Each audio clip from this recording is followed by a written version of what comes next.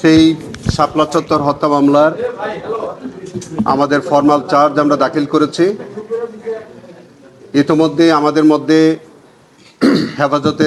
হেফাজতে ইসলামের নেতৃবৃন্দ আজকে আমাদের অফিসে এসছেন। আমাদের এই মামলার যিনি কমপ্লেনেন্ট ছিলেন, যিনি আমাদের মৌলানা আজিজুল হক ইসলামাবাদী,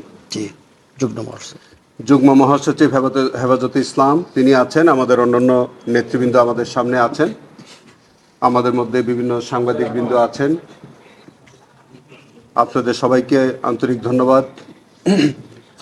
আমরা 5ই মে 2013 সালে হেফাজতে ইসলামের একটি সমাবেশে তৎকালীন সরকারের পুলিশ আছেন যে 2013 সালের পর থেকে তৎকালীন সরকার এই মামলাটির কোনো তদন্ত কার্য তারা পরিচালনা করেননি। হেফাজতে ইসলামের পক্ষ থেকে বহু চেষ্টা করা সত্ত্বেও তৎকালীন সরকারের সময় এই হত্যাকাণ্ডের কোনো তদন্ত বা বিচার তারা পাননি। আন্তর্জাতিক অপরাধ ট্রাইব্যুনাল যখন পুনর্গঠন হলো 24 গণ আন্দোলনের পর, তখন আজকের যিনি বাদী আমার ডান পাশে বসা আছেন, তিনি একটা লিখিত অভিযোগ এই ট্রাইব্যুনালে দাখিল করেন। সেই অভিযোগের পরিপ্রেক্ষিতে অত্র ট্রাইব্যুনালের যে তদন্ত সংস্থা এই ঘটনাটাকে অত্যন্ত গুরুত্বের সাথে বিবেচনা করে সেটির তদন্ত কার্যে বিশেষভাবে মনোনিবেশ করে এবং আমি এই ট্রাইব্যুনালের দায়িত্বভার গ্রহণ করার পর চিফ প্রসিকিউটর হিসেবে আমি শাপলা চত্বর এই হত্যাকাণ্ডের এই ঘটনাটাকে অত্যন্ত গুরুত্বের সাথে দ্রুত ইনভেস্টিগেশন শেষ করে বিচারের সম্মুখীন করার জন্য আমি একটি বিশেষ গুরুত্ব আরোপ করি। আমার কাছে মনে হয়েছে যে আলেম ওলামাদের দেশ বাংলাদেশ, যে এতগুলো আলেম ওলামাদেরকে শিশু বাচ্চা সহ নির্বিচারে সেই ভয়ালো রাতে নির্বিচারে গুলি করে যে তাদেরকে হত্যা করে আহত করে, এই নারকীয় হত্যাযজ্ঞের একটি সুষ্ঠু তদন্ত এবং বিচার হওয়া প্রয়োজন।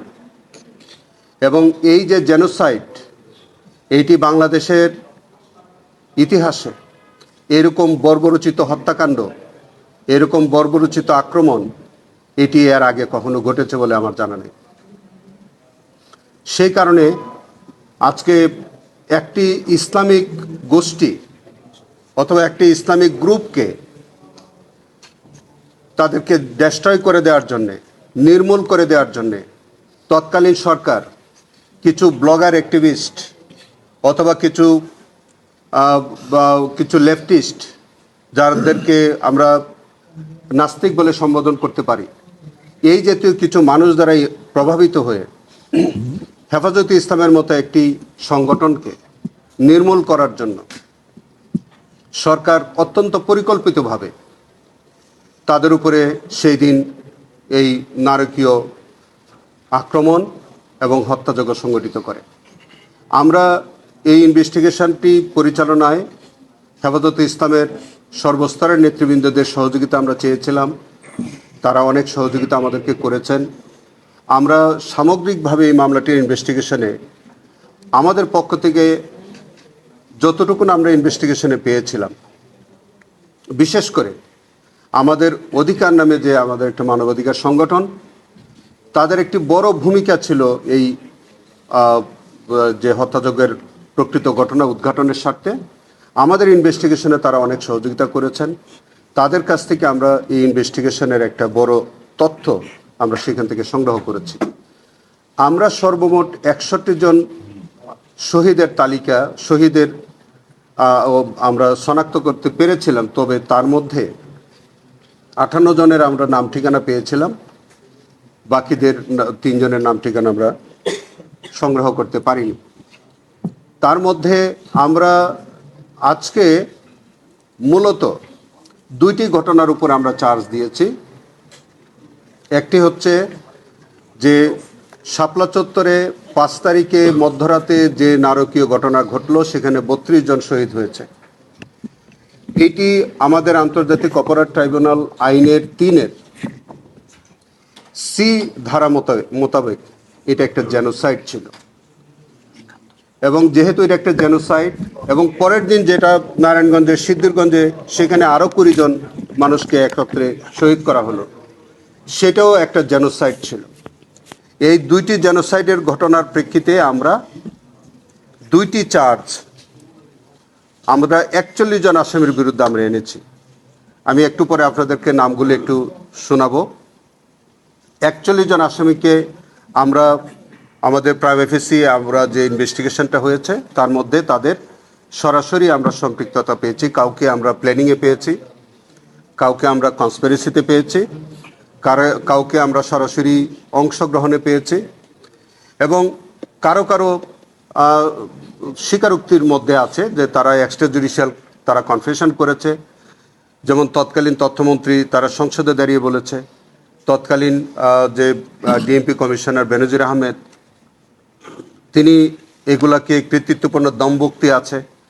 তৎকালীন অনেক কর্মকর্তারা যে হেফাজতের এই নেতৃবৃন্দদেরকে বা এই নিরীহ আলেম ওলামাদেরকে হত্যা করে তারা যে বিভিন্ন রকমের দমভক্তি করেছে, সেই দমভক্তিগুলো আমরা কালেক্ট করেছি। সেগুলো বিভিন্ন পত্রপত্রিকা, বিভিন্ন সোশ্যাল মিডিয়াতে সেগুলো প্রচারিত হয়েছে, এবং এই হত্যাকাণ্ডকে বিকৃত করে বিভিন্ন সময় কিছু কিছু ব্যক্তি বা কিছু সংগঠন তারা বিকৃত তথ্য দিয়েছে। সেটাও আমরা কয়েকজনকে আমরা সেভাবে অপরাধ হিসেবে তাদেরকে চিহ্নিত করেছি।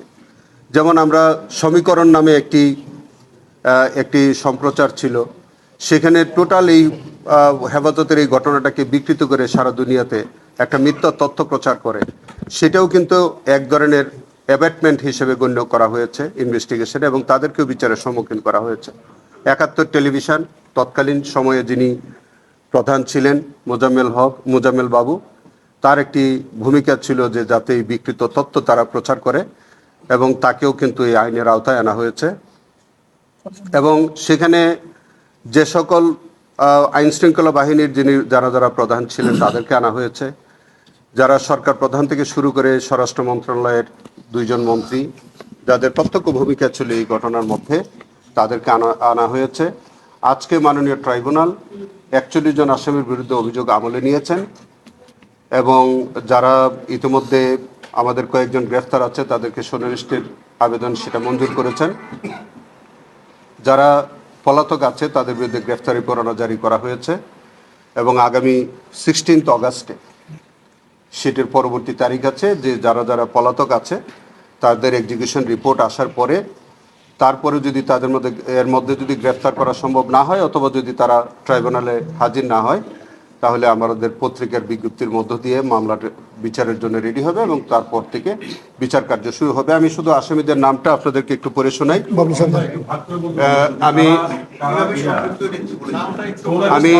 আমি আগে একটু নামটা বলি, তাহলে আপনাদের জন্য একটু সহজ হবে। আচ্ছা, সোনেশটা আবার একটু দেখে বলতে হবে। আমি একটু এটা শেখ হাসিনা প্রধানমন্ত্রী, তৎকালীন সাবেক প্রধানমন্ত্রী, তিনি কিন্তু এই ঘটনার মূল নায়ক হিসেবে কাজ করেছেন। তিনি সেই মেটিকুলাস এই প্ল্যানের মধ্যে তার প্রত্যক্ষ ভূমিকা ছিল, এবং তিনি পরবর্তীতে বিভিন্ন মিডিয়াতে বলেছে, তার বিভিন্ন রেকর্ড আছে আপনাদের কাছে, এবং আমরাও সেগুলো সংগ্রহ করেছি। তিনি বলেছিলেন যে হেফাজতের কোনো হতাহতের ঘটনা ঘটে নাই, রং মেখে তারা অভিনয় করেছে, এরকম কথা তিনি নিজ মুখে বলেছিলেন। ডক্টর মহিউদ্দিন খান আলমগীর তৎকালীন স্বরাষ্ট্রমন্ত্রী, যার নেতৃত্বে তার বাহিনী দ্বারা এই হত্যাকাণ্ড সংঘটিত হয়েছে। শামসুল হক টুকু সাবেক প্রতিমন্ত্রী, তার একই রোল আছে। হাসানুল, এবং তিনি গ্রেফতারও আছেন।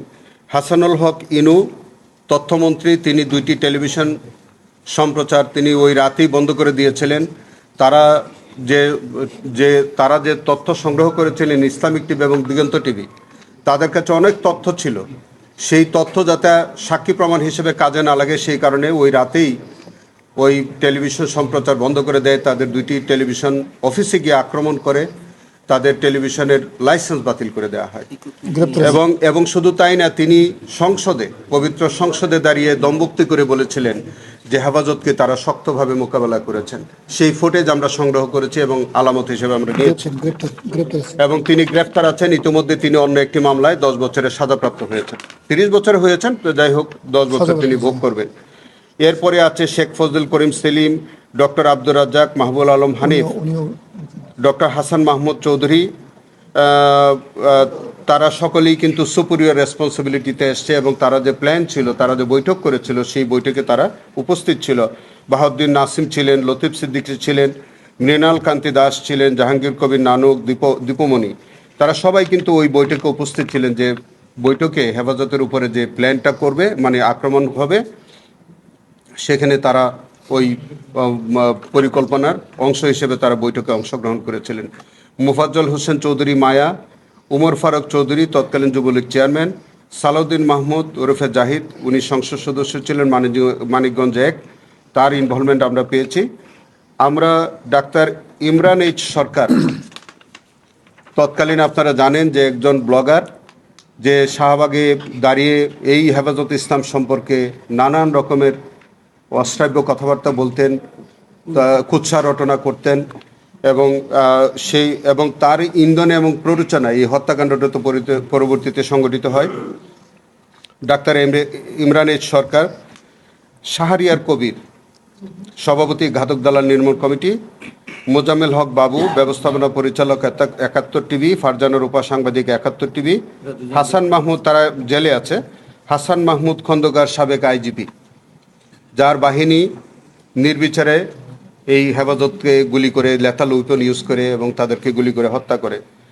এম শহীদুল হক, যিনি জেলে হাজতে আছেন, তিনি নিজে একটি বই রচনা করেছেন। সেই বইয়ের মধ্যে হেফাজতের ঘটনা সহ সমস্ত কিছু, তিনি এটাকে কৃতিত্বপূর্ণ অবদান হিসেবে তিনি তার নিজের স্বীকারোক্তি আছে তার বইয়ে। ডক্টর মোহাম্মদ জাভেদ পাটোয়ারি,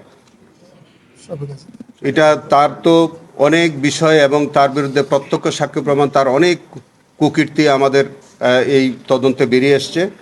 বেনজির আহমেদ, তার সম্পর্কে তার নতুন করে বলার কিছু নাই। যিনি বলেছিলেন যে রং মেখে সব হেফাজতের নেতারা অভিনয় করেছিলেন, সেই রং হচ্ছে 32 জন মানুষের ওই রাতেই তারা শহীদ করেছিলেন এবং পরের দিন 20 জন মানুষকে তারা সিদ্ধিরগঞ্জে হত্যা করেছে। মোখলেসুর রহমান, তৎকালীন মহাপরিচালক র্যাবের একটা বড় অংশগ্রহণ ছিল এই ইয়ের মধ্যে। জেনারেল আজিজ আহমেদ, তখন তিনি ডিজি র্যাব ছিলেন, তার ডিজি বিজিবি ছিলেন, তার এই বিজিবিদের অংশগ্রহণ ছিল এবং তার নির্দেশে এই বিজিবিরা এই হত্যাকাণ্ডে অংশগ্রহণ করে। জিয়াউল আহসান, সাবেক মেজর জেনারেল এনটিএমসি প্রধান, তার তো অপরাধের সীমাহীন অপরাধ, তার যে কত অপরাধ তিনি করেছেন এই বাংলাদেশে, এবং সেই রাতে তিনি ব্ল্যাকআউট করে দিয়েছিলেন, এনটিএমসিকে ব্যবহার করেছিলেন, তার বা পরিকল্পনায় তিনি ছিলেন, এবং একটা বাহিনীর তিনি সরাসরি নেতৃত্ব দিয়েছিলেন সেই রাতে। তিনি হাজতে আছেন, তার বিরুদ্ধে অন্য আরেকটি মামলা বিচার চলছে। তারপরে লেফটেন্যান্ট জেনারেল মোহাম্মদ মুজিবুর রহমান, তৎকালীন এডিজি অপারেশন র্যাব, তারা সরাসরি অংশগ্রহণ করেছে। মোহাম্মদ আব্দুল জলিল মণ্ডল, সাবেক ডিআইজি, তৎকালীন অতিরিক্ত পুলিশ কমিশনার, তিনিও আমরা কিছুদিন আগে আপনারা দেখেছেন যে তিনি গ্রেফতার হয়েছেন, এবং তিনিও কিন্তু এই হেফাজতের ঘটনায় সরাসরি তিনি উপস্থিত ছিলেন, সম্পৃক্ত ছিলেন। শেখ মোহাম্মদ মারুফ হাসান, সাবেক এডিশনাল আইজিপি, তৎকালীন অতিরিক্ত পুলিশ কমিশনার ছিলেন ঢাকার। মাহবুব হোসেন, সাবেক এডিশনাল আইজি, তৎকালীন এডিশনাল ডিআইজি পলিটিক্যাল এসবি, উনি সরাসরি তাদের অংশগ্রহণ করেছিল এবং সরাসরি অংশগ্রহণ করেছিল তার সমস্ত বাহিনী নিয়ে। সেটা হচ্ছে মনিরুল ইসলাম, সাবেক অতিরিক্ত IGP special branch, Mohammad Anwar Hossain, additional IGP, Ashrafuzzaman DIG, তিনি তার সেই দিন কিন্তু উনি ডিসি ছিলেন না, তিনি স্পেশালি ওখানে এসেছিলেন। তাদেরকে আমি এক কথা বলে রাখি, তাদেরকে প্রত্যেকেই কিন্তু ওই হেফাজতে অংশগ্রহণ করার জন্য, বা এই যে হত্যাকাণ্ড সংগঠিত করেছে হেফাজতকে যে এইভাবে নিশ্চিহ্ন করে দেওয়া হয়েছে, তাদের সমাবেশ ভণ্ডুল করে দিয়েছে, এই জন্য কিন্তু তাদেরকে বিপিএম পদক দেওয়া হয়েছে এবং সেই পদকের মধ্যে এই হেফাজতের বা এই শাপলা চত্বরের ঘটনাটা তারা বর্ণনা করে তাদেরকে বিপিএম পদক দিয়েছে। সো তাদের এন্টার পুলিশ বাহিনীর একটা স্বীকারোক্তি আছে ওই পদকের মধ্যে, আমরা এটা সংগ্রহ করেছি, এভিডেন্স হিসেবে আমরা নিয়েছি। এম মেহেদী হাসান অতিরিক্ত ডিআইজি তৎকালীন মতিঝিল জোন, মোহাম্মদ হারুনুর রশিদ আমাদের সেই হিরো, হ্যাঁ কি বলবো, বাতের হোটেল বলে ওনারা সবাই। যাই হোক, উনি আছেন। বিপ্লব কুমার সরকার, যে মহাশক্তিধর একজন পুলিশ কর্মকর্তা, তার সরাসরি অংশগ্রহণ ছিল এই হেফাজতে, তিনি আছেন। সৈয়দ নুরুল ইসলাম, এর আগে ও তার অন্য মামলায় সাজা হয়েছে, তিনি তার সরাসরি অংশগ্রহণ ছিল। আসাদুজ্জামান পুলিশ সুপার, তার সরাসরি অংশগ্রহণ ছিল। শিবলি নুমান সরাসরি অংশগ্রহণ ছিল। এবং তৎকালীন সময়ে এই শাপলা চত্বরটি যার হেফাজতে ছিল, যিনি হচ্ছেন তৎকালীন মতিঝিল থানার ওসি ফরমান আলী, যিনি তার সমস্ত বাহিনী সেদিন তিনি এই হেফাজতের উপরে আক্রমণ করার জন্য নিয়োগ করেছিলেন। আমরা আমাদের এই ইনভেস্টিগেশনের মধ্যে আমাদের এই হেফাজতের ইনভেস্টিগেশনের মধ্যে 41 জনকে আমরা সরাসরি তাদের সম্পৃক্ততা পেয়ে 41 জনকে আমরা সেন্ট আপ করেছি। তাদের বিরুদ্ধে আমরা আজকে ফর্মাল চার্জ দাখিল করেছি এবং এই 41 জনের বিরুদ্ধেই মাননীয় ট্রাইব্যুনাল নাম্বার 2 অভিযোগ তারা আমলে নিয়েছেন এবং তাদের বিচারের জন্যে আমরা কিছুদিন পরে আমাদের যখন অন্যান্য আনুষ্ঠানিক ফর্মালিটিসগুলো যেগুলো আছে, যেমন ধরেন কিছু প্রসিডিউরাল বিষয় আছে, আমাদের এক্সিকিউশন রিপোর্ট লাগবে যারা পলাতক আছে সেগুলো, এবং পত্রিকার বিজ্ঞপ্তির বিষয় থাকতে পারে, এগুলি হওয়ার পরে আমরা চার্জ গঠন হবে এবং তার বিরুদ্ধে সাক্ষী প্রমাণ শুরু হবে। এবং আমরা আজকে মাননীয় ট্রাইব্যুনালের কাছে সে আবেদনও করেছি যে হেফাজতের মামলাটি যাতে একটু স্পিডি ট্রায়াল করা যায়, দ্রুত করা যায়, আমাদের একটু সংক্ষিপ্ত তারিখ দিয়ে যাতে এটা করা যায়, সেই আবেদন আমি আজকে জানিয়েছি। এবং আমরা এই হেফাজতের এই ঘটনার উপরে আজকের যে মামলাটি, এটির নাম্বার পড়েছে আইসিটি কেস নাম্বার 6/2026 এবং আগামী 16 তারিখে এটার পরবর্তী কার্যক্রমের জন্য ধার্য আছে। আপনাদের সবাইকে ধন্যবাদ। মানে আপনি বলছেন যে সেটা থেকে নিশ্চিত প্রক্রিয়াটা যদি এট এ গ্লান্স বলেন কিভাবে এটা বাস্তবায়ন হচ্ছে সেক্ষেত্রে